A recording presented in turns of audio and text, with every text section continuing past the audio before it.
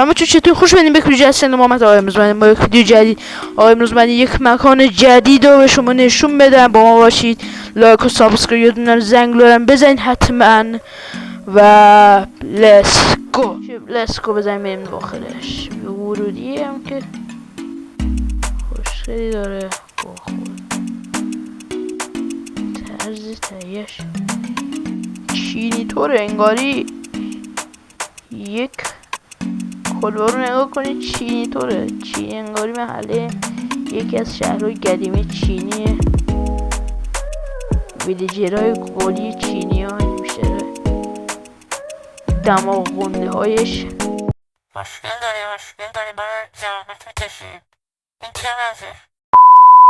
اینجاش هم که بندر کشتی داره ببینیم. آره اینم کشتیه که چیه؟ بو ان میاد. خوبه.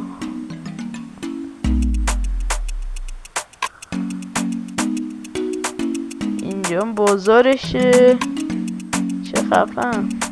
ولی انصافی حق دیگه بریم دیگه، خوشگله. یکی از خونه هاشو مشاهده کنیم و بریم داخل. چرا فرشم اتاق خوشگلش اینجا درش هم بازی که اینجا چرا نه، یک تراس خوشگل موسکی. بازارچه خفنی هم داره، خوشگل بود. از یک تا ده به اینجا نمره بدین ببینیم نظرات شما چطوره. کامنتتون رو یادتون نره که یوتیوب گیر نده که ببینه رباتن که دارن سابسکرایب میکنن دیگه. خدافظ، فالو کن.